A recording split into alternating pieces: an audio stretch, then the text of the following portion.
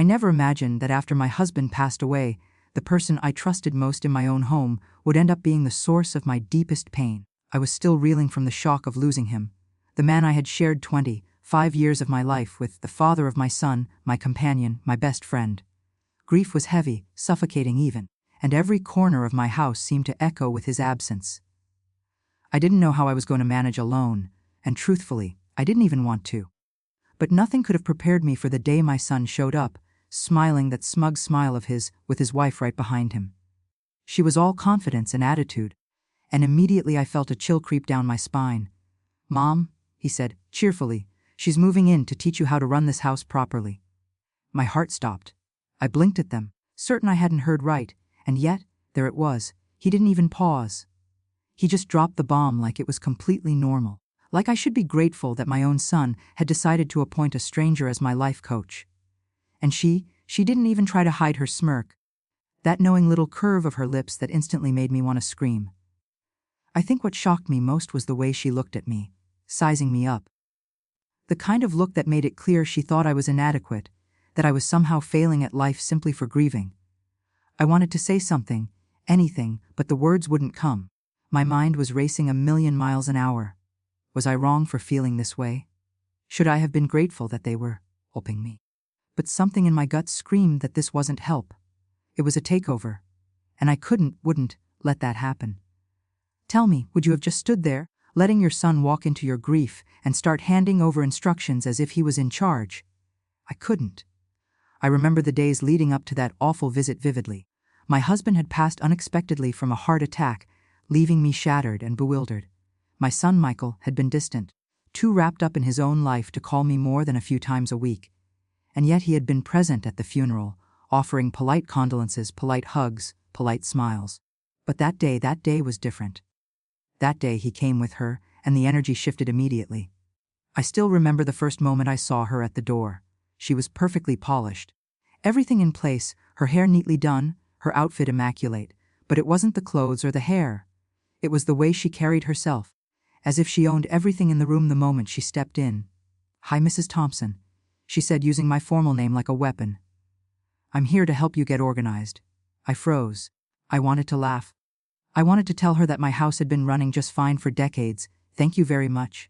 But instead, I nodded numbly, trying to maintain a shred of dignity, while internally my mind screamed that I had to protect my home, my life, and my sanity.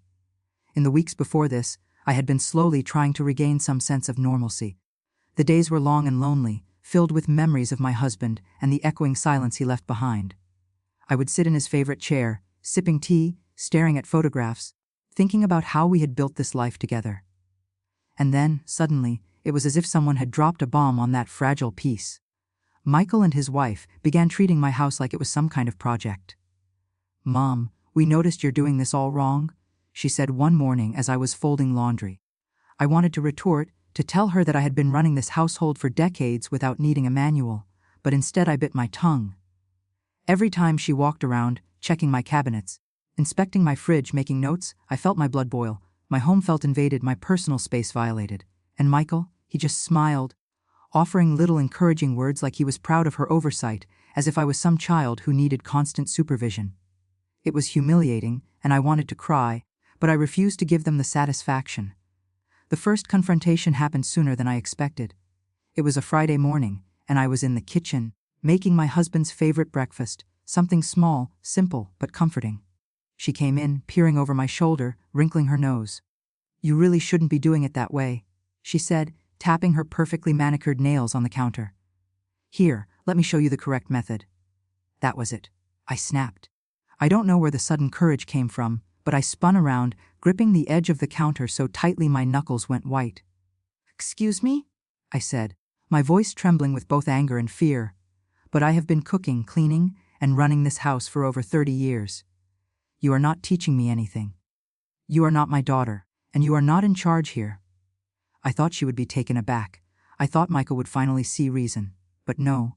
Her smirk widened, and she leaned in, almost whispering, "That's why I'm here? To fix it." Michael gave a small chuckle, as if this was some harmless disagreement, a funny little quarrel between two women in his life. But I felt the walls closing in, suffocating me. The audacity, the complete lack of empathy left me stunned. Over the next few days, the tension escalated. She would rearrange my furniture, criticize my meals, question how I handled bills, and even comment on my wardrobe. Every little thing I did was deemed incorrect or inefficient. At first, I tried to ignore it, thinking maybe she was just trying to help, but the more she meddled, the more I realized this was personal. It was about control. And the part that hurt the most, Michael didn't defend me, not once. He would nod along, agree with her suggestions, and sometimes even chuckle at her comments. It felt like a betrayal. The son I had raised, who I had loved unconditionally, was now standing beside a stranger, against me in my own home. I remember the night I cried in my bedroom, clutching my husband's old sweater, thinking about how our life had changed so drastically in just a few weeks. I felt powerless, humiliated, and deeply, deeply alone. And then came the breaking point. One afternoon, I was sitting in the living room, trying to read a book to distract myself from the chaos, when she came in with a clipboard. Yes, a clipboard. She started taking notes on how I arranged my shelves, the way I folded the towels, even how I placed the cushions on the sofa. I couldn't take it anymore. I slammed the book shut, startling both of them, and yelled, "Enough! This is my house! I will not live like this, being micromanaged by someone who just showed up and decided I needed lessons in life." Her face fell, but only for a moment, before she laughed lightly, as if my anger was cute or irrational. Michael's expression was somewhere between embarrassment and discomfort, but he still didn't say a word. That day, I realized I couldn't rely on anyone but myself. I had to take back control, but I also knew I had to be careful. Any wrong move could make them escalate even further. I started plotting quietly, how I could assert myself without causing a full-blown family war. The weeks that followed were a delicate dance of endurance and subtle retaliation. I began to anticipate her moves, countering her suggestions with my own authority. If she suggested a new way to fold towels, I would subtly ignore it and place them exactly how I always had. If she tried to prove a recipe, I added little touches that made it taste exactly like my husband's version, knowing full well she would be forced to acknowledge it. Michael noticed my resistance but still tried to stay neutral, which only fueled my frustration. There were moments when I thought about confronting them both at once, demanding respect and decency, but the idea of a loud confrontation terrified me. I wanted victory, but I wanted it clean and undeniable. I wanted them to see that the woman they underestimated was not only strong but unstoppable. I remember one evening in particular, the night everything felt like it was coming to a head. I had prepared a dinner exactly the way my husband used to love it, down to the smallest details. The house smelled like nostalgia and comfort, a stark contrast to the tension that had been building over the past month. She entered the kitchen, ready to critique, but when she tasted the food, her expression faltered.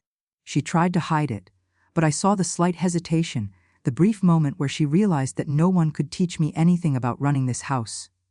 I already knew everything. Michael looked from me to her, and for the first time, I noticed a flicker of uncertainty in his eyes.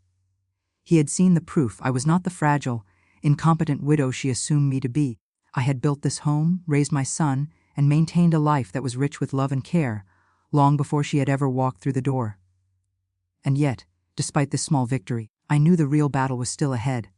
I had regained a shred of control, but the war for my home and my dignity was far from over. At this point, I realized I had to strategize, not just react. I started documenting everything. Her interventions, Michael's reactions, even my own responses, so that if it came to a confrontation, I would be prepared. I spoke with a close friend who had experienced something similar, and she reminded me of one crucial fact: strength isn't just in yelling or confronting. It's in patience, in resilience, in showing through action that you are not someone to be manipulated. I began asserting my boundaries subtly, refusing to participate in unnecessary changes, keeping my space sacred, and reclaiming small victories that slowly chipped away at their influence. Each day became a battle of wills, but I refused to surrender. So here I was, trapped in my own home with my son and his wife, who had assumed authority over my life, while I quietly prepared to take back what was rightfully mine. The house was tense, each room a battlefield of silent resistance. And yet, I couldn't help but think about how this whole situation started with grief, with my husband's death. Would they have dared to invade if he were still alive? Would Michael have ever let her treat me this way? I didn't know, and the thought made me angrier. But anger alone wasn't enough. I needed a plan, I needed clarity, I needed to make them realize, without a doubt, that I was the one in charge here. So that's the situation I was in, and I had to make a choice. Before I tell you what happened next, I want you to pause and comment below what you would have done in my shoes. Would you have stood your ground quietly, or confronted them head-on? Would you have found subtle ways to reclaim control, or would you have let them take over just to avoid conflict? Think carefully, because what happened next changed everything, and I'll never forget the way it unfolded. The next few days felt like walking through a storm without an umbrella. Every step I took, every small act in my house was met with scrutiny. She had become relentless, moving from one room to another as if she owned the space, correcting, adjusting, and hovering over every little thing I did. Michael would follow her lead, nodding or giving soft agreement, his eyes avoiding mine whenever I tried to make him see the absurdity of their behavior. It was maddening. I remember sitting in my living room, staring at the photos of my husband on the wall, and thinking about how he would have handled this. He would have laughed at her audacity, maybe offered a pointed comment that would make her flinch, and the matter would have been settled. I, however, had to be strategic. I had to be patient. I had to let them underestimate me. I had to wait for the perfect moment to strike. It started with the little things. I made sure my routines were flawless, sticking to the way I had always managed my home. I let her see me do things her way, only to correct them subtly, proving without words that my experience outweighed her arrogance. One evening, she tried to reorganize my spice cabinet, insisting that my labeling system was outdated. I pretended to be uncertain, asking her advice, only to deliberately place each jar exactly as it had been for years, making sure she noticed the deliberate placement. Michael watched, silent, a flicker of doubt crossing his face. I realized then that subtlety could be more powerful than confrontation. She was so focused on proving she knew better, that she didn't even notice I was guiding her, showing her, in a quiet but undeniable way, that I had everything under control. I began reclaiming my home room by room. In the kitchen, I prepared meals exactly the way I wanted, inviting Michael and her to sit down and taste them. Her critiques became sharper, more desperate, as if she couldn't understand how the flavors were perfect without her expert touch. I watched her frustration grow, and it gave me a strange sense of satisfaction. I wasn't just fighting for control, I was restoring my dignity. In the living room, I rearranged the furniture to a layout that had always felt comfortable to me, ignoring her suggestions for modern designs that didn't suit my space. I could see her annoyance simmering, and Michael, though still hesitant, began noticing the patterns, the way I knew my house, my life, my routines, far better than she ever would. The turning point came unexpectedly. One Saturday morning, I woke early and decided to tackle the garden, a place my husband and I had loved tending together. She appeared almost immediately, criticizing my planting techniques, the spacing of flowers, even the choice of mulch. I stopped what I was doing, looked at her, and said calmly, "This garden has been tended by my family for generations. I know what works here." Her smile faltered, replaced by a brief flash of anger, and Michael's brow furrowed as if he was finally seeing things clearly. I continued working, confident and serene, letting the sun warm my back, feeling the soil in my hands, reclaiming not just the garden but my sense of authority. For the first time in weeks, I felt a tiny spark of victory. The real challenge, though, was in confronting Michael. I knew that until I addressed his role in this, no real resolution could occur. One night, after dinner, I found him in the living room, scrolling on his phone, pretending to be busy. I sat across from him, letting the silence stretch until he looked up, startled. "Michael," I began, my voice steady but firm, "I need to talk to you. Not about her, not about the house, about respect." He shifted uncomfortably, avoiding eye contact. "Mum, he started, but I raised a hand to stop him. "No, listen. You are my son. I raised you, loved you, supported you. I never imagined I'd have to fight for respect in my own home, and yet, here we are. You are allowing her to undermine me, to treat me as if I am incapable, as if my years of experience mean nothing. I need to know, Michael, do you stand with me, or are you going to continue letting this happen?" He looked down, shame crossing his features. It was the first crack in his armor, and I knew I had his attention. "Mom, I didn't realize I thought I was helping," he muttered. "Helping? By letting her treat me like a child, by disrespecting everything I've built, everything your husband and I shared." I could feel my pulse racing, a mix of anger and hope. "Michael, I am asking you to see the truth. I am not incompetent. I am not helpless. I need you to stand with me, for me, not for her." He nodded slowly, the weight of realization settling on him. That night a silent pact was formed. I would no longer fight alone. He would finally be on my side, and together we could reclaim our home. The next morning, I set my plan into motion. I decided to confront her directly, but with strategy. She was used to controlling the house, micromanaging everything, assuming I was too weak to resist. I invited her into the kitchen under the guise of needing her help with organizing the pantry, but I had prepared meticulously. I had lined up everything exactly as it should be, anticipating her interference. The moment she walked in, clipboard in hand, I smiled warmly, then calmly said, "I think it's time we talk about boundaries." Her expression shifted from smugness to cautious curiosity. "Boundaries," she echoed, her voice slightly defensive. I nodded. "Yes. This is my home, my life. I welcome your opinions, but I will not allow anyone to control me, to belittle me, or to make me feel inferior in my own space. I am giving you one chance to respect that." Her lips pressed into a thin line, a challenge in her eyes. She started to argue, but I continued, steady and resolute. "Michael and I have agreed on this. We run this house together. You are a guest here, not the authority. If you cannot respect that, then I will have to take further steps to ensure my home is mine again." I could see her processing, trying to find a counterattack, but the confidence in my voice and the calmness in my demeanor left her momentarily speechless. Michael stood behind me, a quiet but firm support, and for the first time, I saw the realization hit her that she had underestimated both of us. From that moment, the dynamics shifted subtly but significantly. She tried to continue her interventions, but I refused to react emotionally. Every attempt she made was met with quiet resistance, calm authority, and the unspoken presence of Michael's newfound alignment. Slowly, over days and weeks, her influence waned. I started reclaiming control over my home entirely, from the kitchen to the living room, the garden to the bedrooms. Michael began taking my lead, trusting my decisions, defending my choices when she tried to undermine me.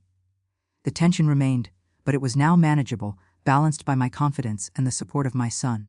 I felt a sense of power I hadn't realized I had lost in my grief, a strength that came from asserting my dignity and reclaiming what was mine. One afternoon, she finally confronted me directly, her voice sharp and tinged with frustration. "Why are you so resistant?" "I'm just trying to help."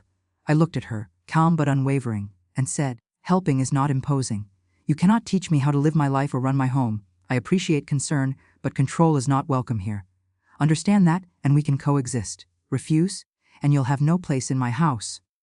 That moment, more than any other, felt like a victory.